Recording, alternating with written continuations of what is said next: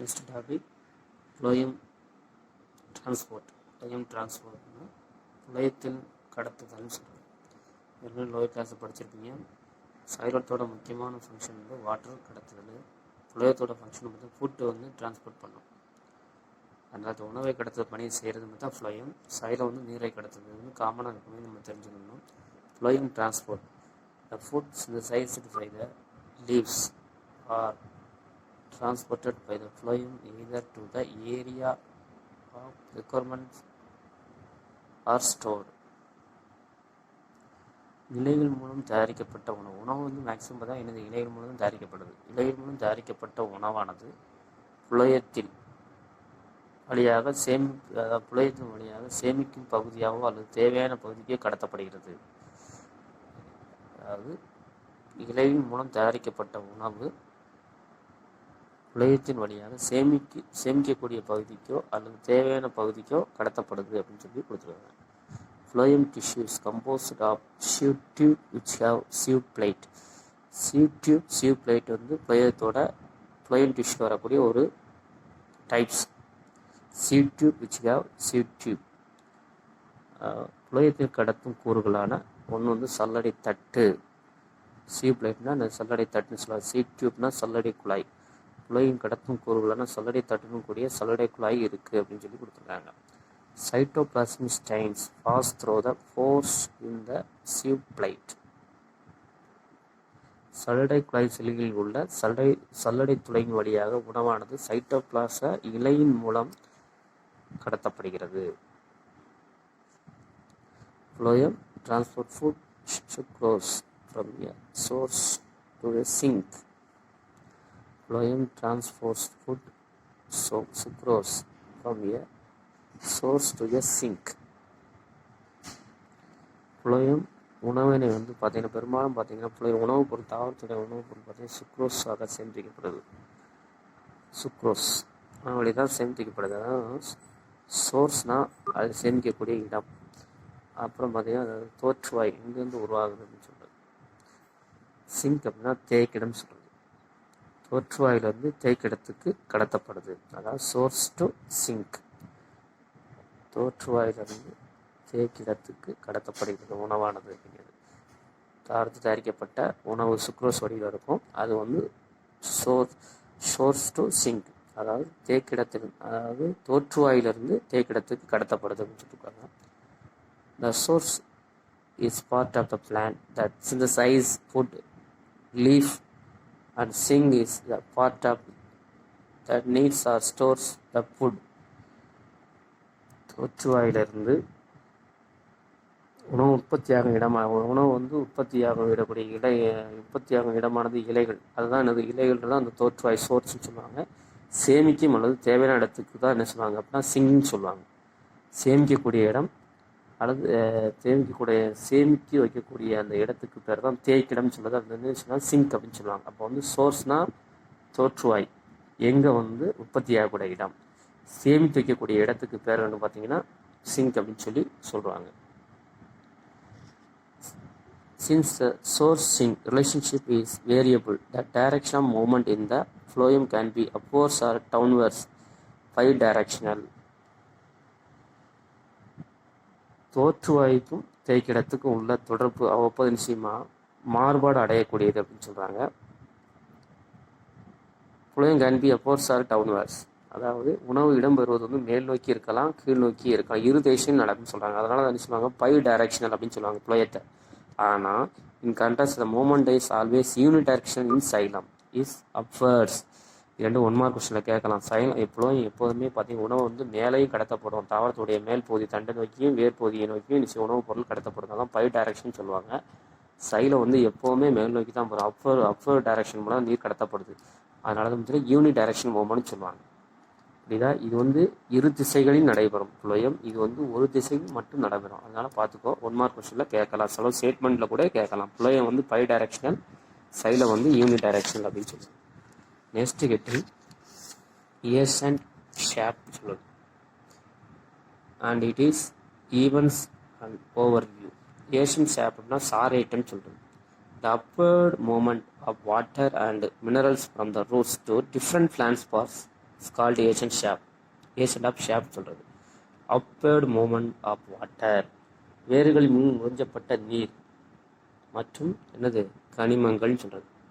Minerals இன்னொன்று water, ரெண்டுமே வேர்கள் மூலம் உறிஞ்சப்பட்ட நீர் மற்றும் கனிமங்கள் நிச்சயம் மேல் நோக்கி கடத்தப்படுதல் மூலமாக தாவரங்களின் பிற பகுதிகளுக்கு செல்வதற்கு பேர் தான் சாரேட்டம் சொல்லுவாங்க. அப்வேர்டு மூலம் தான் மேல் நோக்கி கடத்தப்படுது. இதெல்லாம் வாட்ரு கனிமங்கள்ஸ் வேறு மூலம் நிச்சயம் மேல் நோக்கி கடத்தப்படுது எல்லா பகுதிக்கும். மேல் நோக்கி கடத்தப்படுவதன் மூலமாக தாவரங்கள் உறிஞ்சப்பட்ட நீர், அதாவது வேர்கள் மூலம் உறிஞ்சப்பட்ட நீர் மற்றும் கனிமங்கள் மேல் நோக்கி கடத்துதல் மூலம் தாவரங்கள் பிற பகுதிகளுக்கு செல்வதற்கு பிறகு சாரைட்டம் சொல்லுவாங்க. A number of factors play a role in agent of shape and it takes place in the following steps.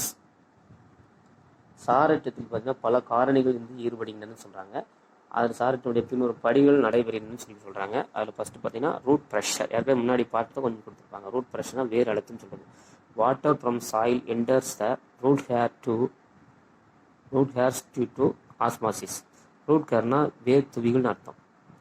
வேர் துவிகள் மூலம் தான் என்னது அப்படின்னா தாவரம் என்ன பண்ணுது அப்படின்னா மண்ணில் உள்ள நீர் வேர் துவிகள் மூலம் என்ன செய்யும், சவுள் படவல் மூலமாக என்ன செய்யும், அதாவது மண்ணில் உள்ள நீர் என்ன செய்யும்னா வேர் துவிகளுக்கு என்ன செய்யலாம், சவுடு பரவல் காரணமாக செய்கிறதாம்.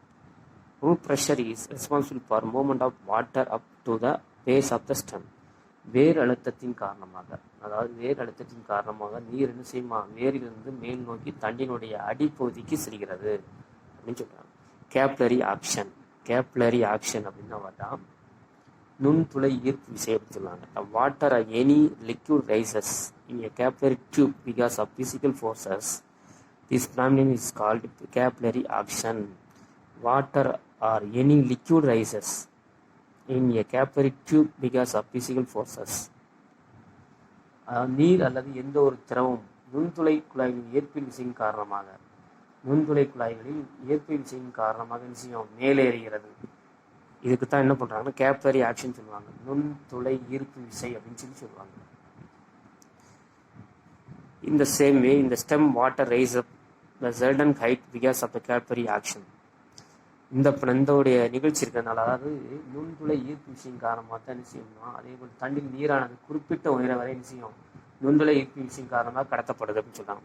தாவரத்துடைய உயரத்துக்கு அதிகமாக கடத்தப்படுறதுக்கு காரணம் இந்த கேப்லரி ஆக்ஷன் மூலம் தான் அப்படின்னு சொல்றாங்க. மேலே உயரத்துக்கு getting adhesion cohesion of water molecules. Water molecules form a continuous column in xylem because of force of adhesion and cohesion among the molecules. ஒட்டிணைவு, அதாவது பார்த்தீங்கன்னா நீர் மூலக்கூறினுடைய கூட்டிணைவு மற்றும் ஒட்டிணைவு, இந்த ரெண்டு விஷயம் காரணமாக இதனுடைய ஒருங்கிணைந்த செயல்பாட்டின் காரணமாக தான் நீர் சைலத்தின் ஒரு தொடர்பாக, அதாவது நீரானது சைலத்தின் ஒரு தொடர்பான, அதாவது நீரானது அதாவது என்ன அப்படின்னு ரெண்டுடைய செயல்பாட்டின் காரணமாக நீரானது சைலத்தினுடைய ஒரு தொடர்ச்சியான நீர் தம்மமாக இருக்கு அப்படின்னு சொல்லி கொடுத்துருக்காங்க. Cohesion, the force of attraction between molecules of water is called cohesion. Adhesion, the force of attraction between molecules of different substances is called adhesion.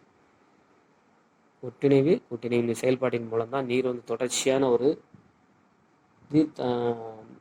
நீர் தம்மமாக உள்ளதுன்னு சொன்னாங்க. ரெண்டுடைய கூட்டணிவு இருந்தால் மட்டும்தான் இது மேலே வாட்டராது கடத்தப்படுதுன்னு சொல்லியிருக்காங்க. நெக்ஸ்ட் கெட்டிங், அதுக்கு முன்னாடி மோர் டு நோன்னு ஒன்று கொடுத்துருக்குறாங்க.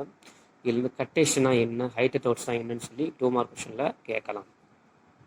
பெரும்பாலும் பார்த்தீங்க அப்படின்னா நம்ம காலை நேரத்தில் பார்த்தீங்கன்னா என்ன கொடுத்துருக்காங்க பாருங்க, டியூஸ் லைக் வாட்டர் ட்ரிப்லெட் அந்த leaves of grass seen in the early mornings. சில மாதிரி காலையில் பார்த்தீங்க அப்படின்னா அதிகாலை பொருளில் பார்த்தீங்கன்னா புட்கள் மேலே அடிச்சு ஒரு பனித்துளி போல நீர்த்துளியில் நம்ம போய் பார்த்துருப்போம். when the climate is humid and excess of water is present in the plants. அதாவது தாவரங்களுடைய காற்றினுடைய ஈரப்பதம் அதிகமாக இருக்கும்போது நீராவி போக்கின் வீதம் நிச்சயமா குறையுமா. அப்போ என்ன செய்யும் அப்படின்னா the excess of water is exceeded in the form of liquid. நீராவி போக்கு விதை என்ன செய்யுமா, அதாவது காற்றின் ஈரப்பதம், அதாவது தாவரங்களுடைய காற்றினுடைய ஈரப்பதம் அதிகமாக இருக்கும்போது நீராவி போக்கு விதை நிச்சயமா குறையுமா. அப்போ உறிஞ்சப்படக்கூடிய நீர் தாவரத்தினுடைய வேரில் ஒரு அழுத்தத்தை உருவாக்குமா. உறிஞ்சப்படக்கூடிய நீர் என்ன செய்யும், தாவர வேரில் ஒரு அழுத்தத்தை ஏற்படுத்துமா. இதனால நீர் அதிக அழுத்தத்தை உருவாக்குமா. அப்போது அதிகப்படியான நீர் என்ன செய்யும் அப்படின்னா The excess of water exit in the form of liquid, this is due to the root pressure is called cuttation. அதாவது வேரில் ஒரு அழுத்தம் ஏற்படும் போது அதிகப்படியான நீர் வந்து பார்த்தீங்கன்னா இலையுடைய விளிம்பில் நிச்சயமா அப்படி இருக்குமா. அதிகப்படியான நீர் தாவரமுடைய இலையுடைய விளிம்பில் நீராக அப்படியே விஷயம் வடியுமா. இந்த நீர் வடிதலுக்கு பேர் தான் கட்டேஷன் சொல்லுவாங்க. Which takes place through the specialised cells are called ஹைட்ரோடோர்ஸ். இந்த நீர் வடித ஒரு சிறப்பான துளை வழியாக விஷயம் வெளியேறுகிறது. இந்த இதுக்கு பேர் தான் இத்துளை நீர் சுரப்பி அல்லது ஹைட்ரோடோர்ஸ் அப்படின்னு சொல்லுவாங்க. கொஸ்டின் கேட்கலாம், கட்டேஷன் என்ன, ஹைட்ரோடோர்ஸ் என்னன்னு கேட்கலாம். டிரான்ஸ்பிரேஷன் புல் ஏற்கனவே முன்னாடி பார்த்தோம்.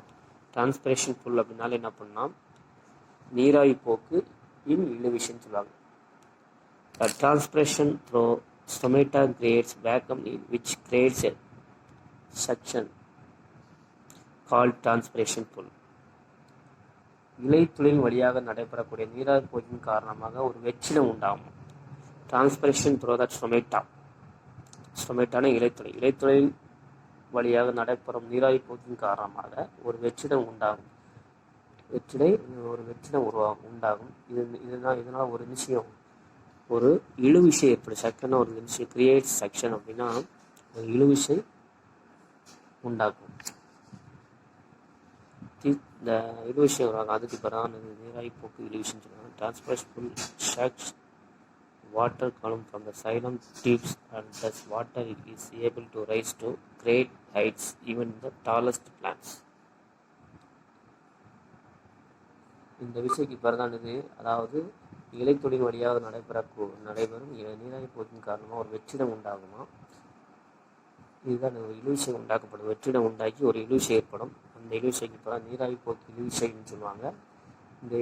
இந்த விசை தான் நீராவி இழுவிசை எனப்படும் சொல்கிறாங்க. நீராவி இழுவிசையின் காரணமாகத்தான் சைலத்தில் உள்ள நீர் தம்பமானது சைலத்தில் உள்ள இழுவிசை ஏற்படுறதுனால தான் சைலத்தினுடைய நீர் தம்பம் என்ன செய்யும்னா மிக உயரமான தாவரங்களில் நிச்சயம் நீர் வந்து மேலே ஏறுன்னு சொல்லலாம். மிக உயர்ந்த தாவரங்களிலும் நிச்சயம் நீரானது மேலே ஏற்றப்படுது அப்படின்னு சொல்லுவாங்க. இழுவிசை டிரான்ஸ்பிரேஷன் புள்ளி இருக்கிறதுனால தான் ஒரு தாவரம் என்பது உயரமாக இருந்தாலும் அது வரைக்கும் நிச்சயம் வாட்டர் கொண்டு செல்லப்படுது.